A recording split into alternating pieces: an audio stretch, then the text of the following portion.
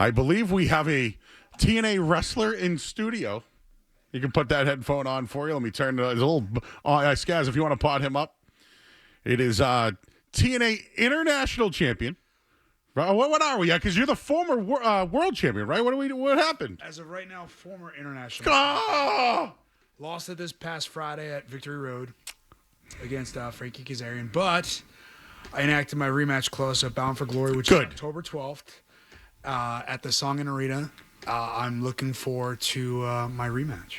Well, listen, you were the first international champion. Let's get that right. We're half right. So I know by the way, I'm a huge fan. My name's Joe Murray. Nice to meet you. Good to meet you, Joe. I've watched you over the last couple of years. I know now you're with TNA, and I know you had your start years ago with your NXT. Nice little run there. And from the story that I remember about you, you served in the military. I did, yes. I was in the United States Marine Corps for 4 years. 2007 and 2011. I was with 2nd Battalion, 8th Marines. I was a machine gunner. I was infantry. Deployed to Afghanistan in 2009 and 2011. And I got out, got into a wrestling ring, fell in love, and the rest is history. You literally fell in love, huh? Fell in love. found my love for wrestling and found the love for my wife. And you guys do I only saw this the other day because I have a friend, Justin Barrasso, wrote for Sports Illustrated for years. Now he works for the Boston Herald here.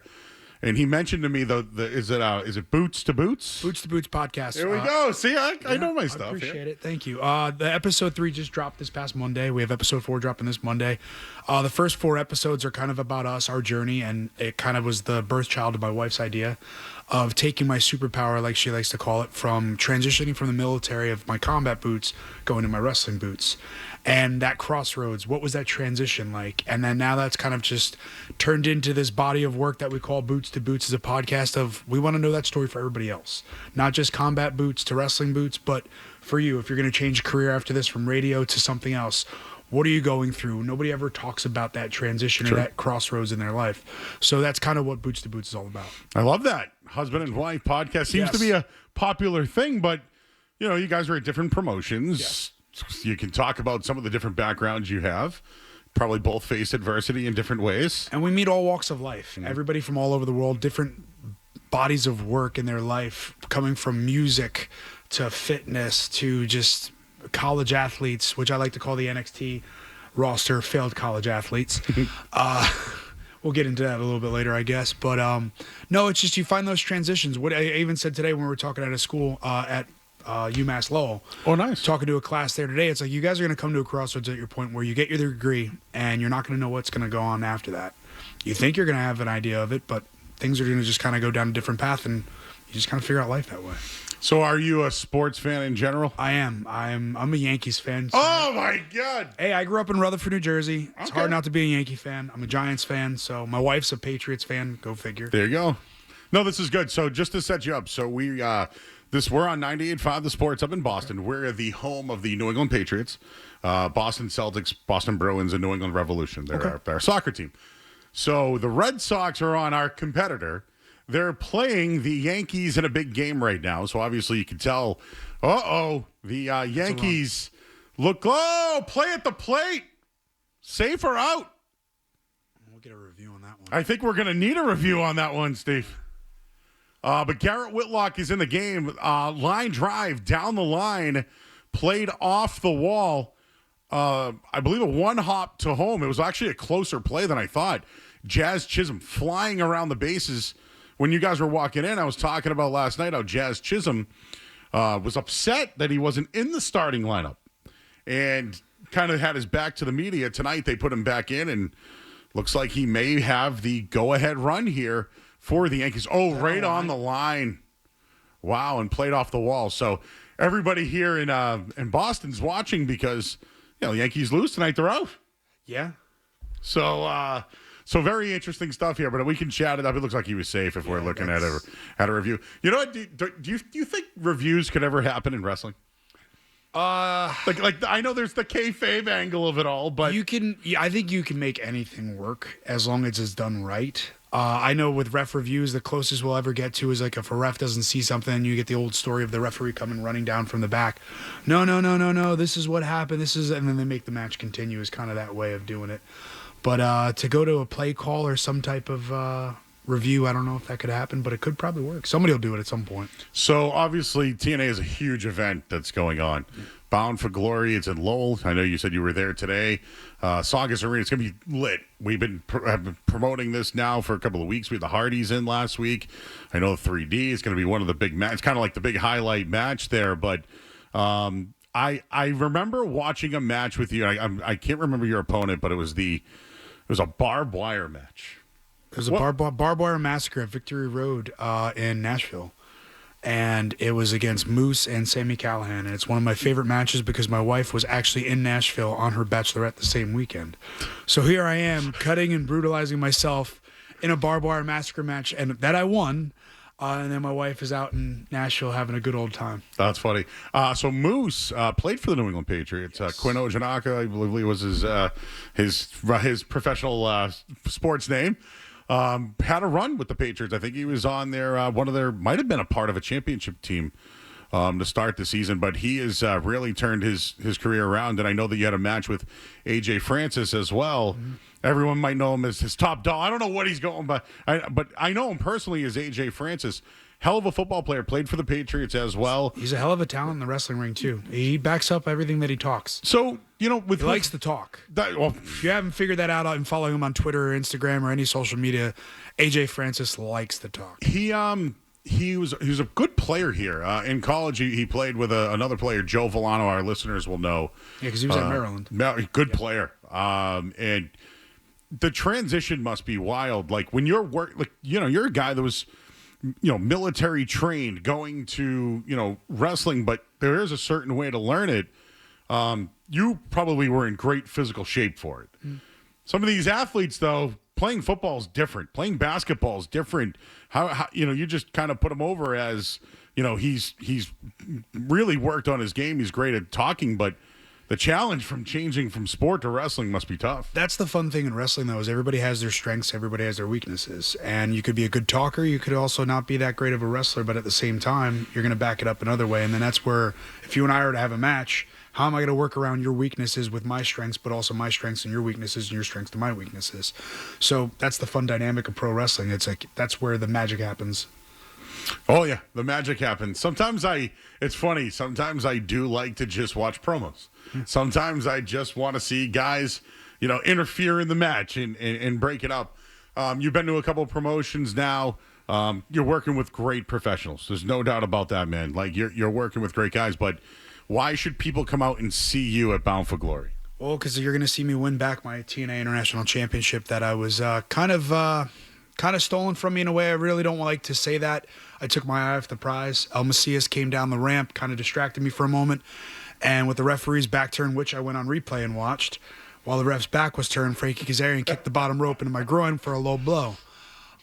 Yes, I should have just focused on the match and not on the opponent ringside, but I promise at Bound for Glory in Lowell, Mass, October 12th, when I win back the TNA International Championship, my first goal is to go down to Mexico at AAA and whip on some butt there in old El Macias. What do you like going up down to Mexico? It'll be my first time going down there, and I'm going down there with a fight.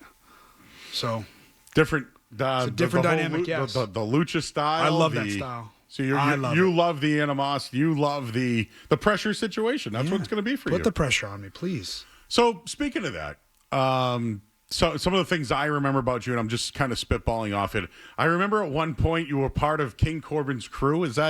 I know we're going back a ways. Yeah, the Knights of the Lone Wolf. That was right before I was let go at WWE, and it was something different we were trying, and I did not understand the concept at first because they wanted us in sweatshirts with our hood up and then in suits and dress shoes. And I'm like, what do we do? Like, if we're Knights, like, why aren't we, like, Blake and I, my old tag partner, were trying to come up with different gimmick idea names and looks, and it just... what is this? So we took what they gave us and we tried to best with what we could do with it.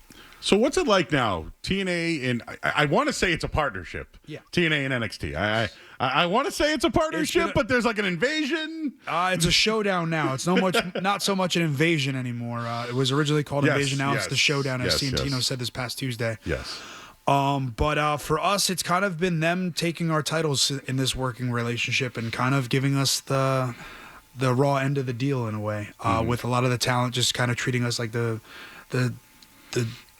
bastard stepchild, I guess, in a way.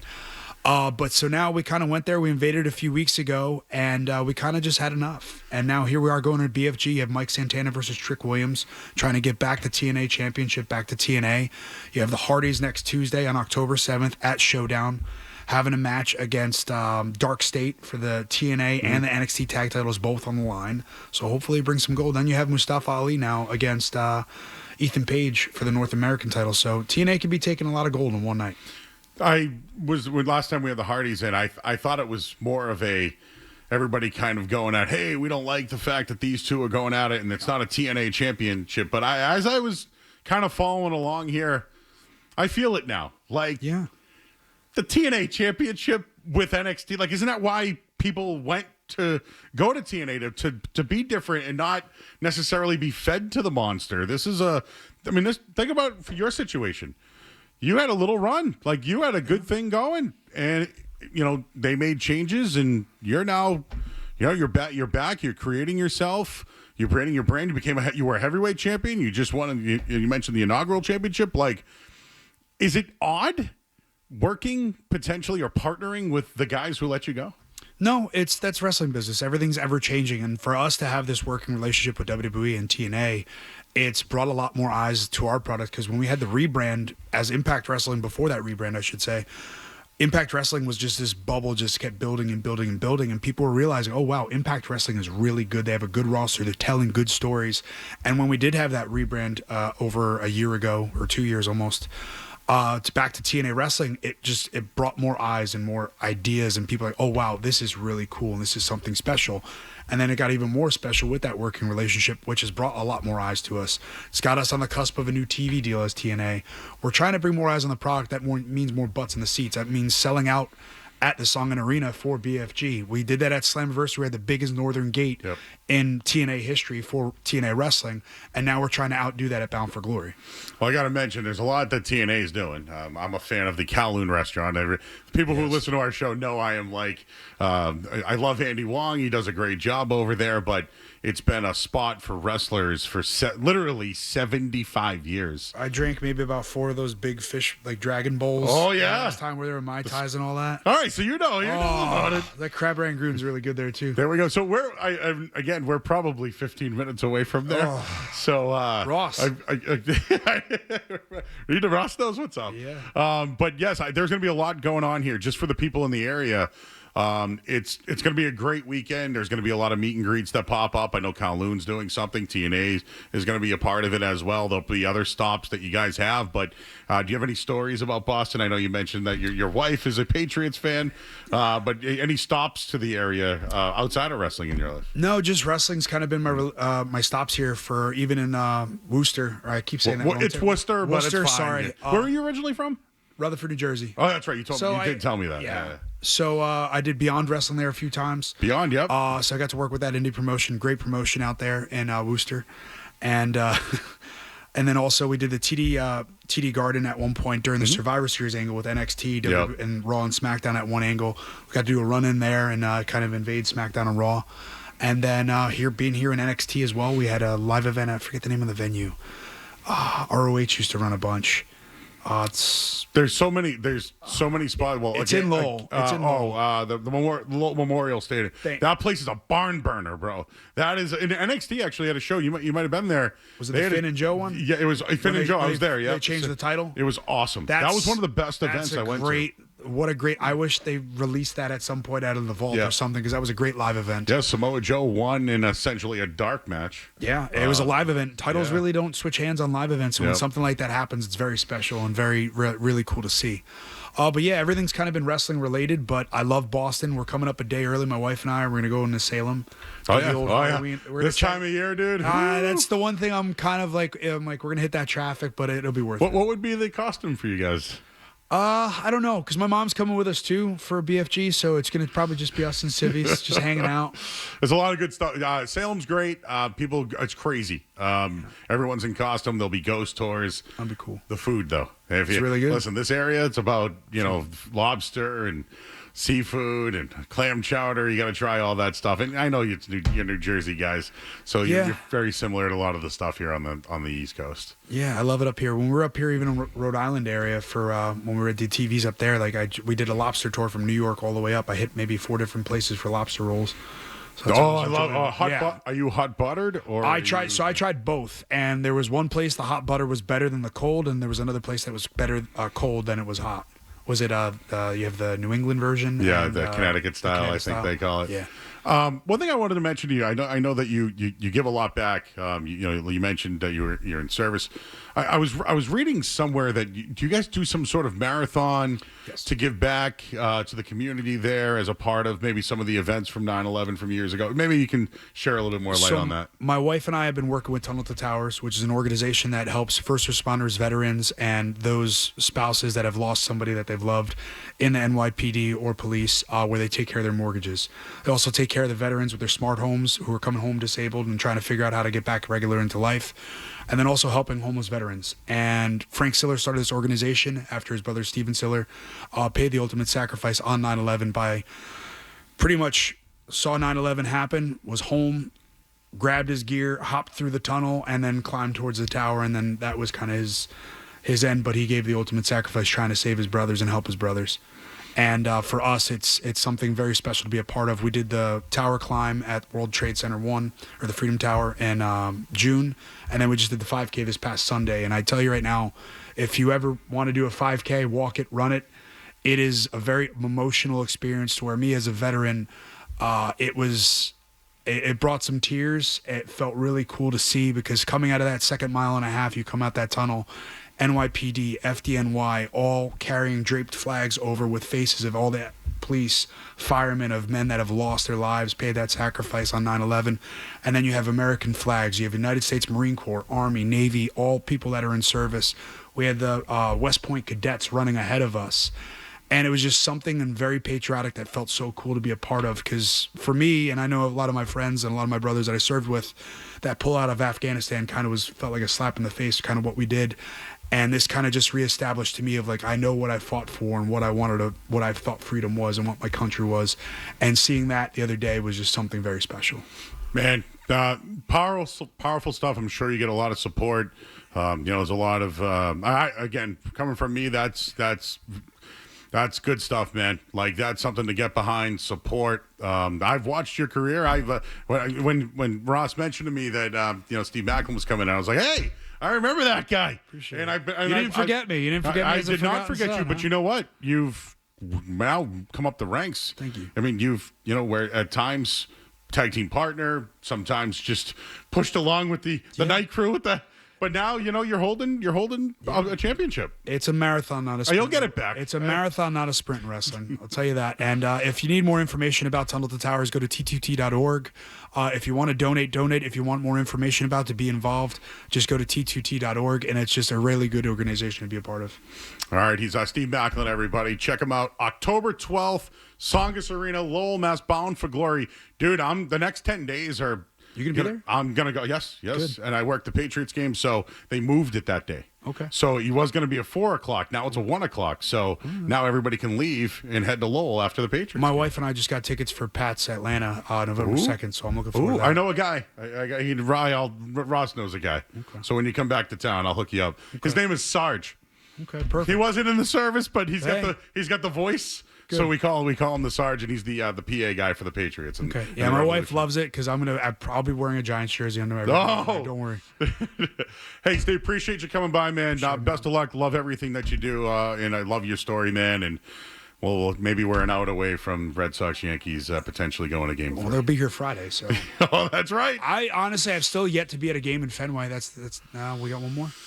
Well, it's all gonna be in New York, unfortunately, with this wild card series. So, tomorrow then, right? Or it'll be tomorrow. Oh, okay. Maybe 6 o'clock. So it looks like there could be a game 3, depending on what happens here.